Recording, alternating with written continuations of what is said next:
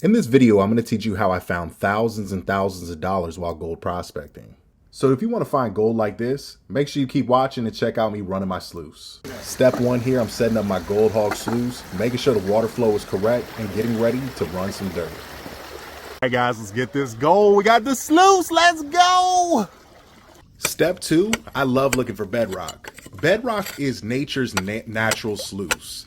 What happens is the gold runs over the bedrock, it gets stuck within the crevices just like it would on a sluice. So what you do, crack up that bedrock, get the dirt, and trust me, you're gonna find some good gold if you're in a gold bearing area. All right, here we go, simple and easy, last step. Now that you got that primo dirt, run it through your sluice. Don't run it too fast, not too slow. Make sure that the riffles don't get clogged up. After that, make sure you pull out your sluice, roll out your mats. I like to clean them inside my pan. It's quick and easy. You can use a bucket as well. Then from there, you're going to process your dirt by panning it. Make sure you learn a good panning technique. And then boom, here we go. We got that gold. Make sure you go get some too.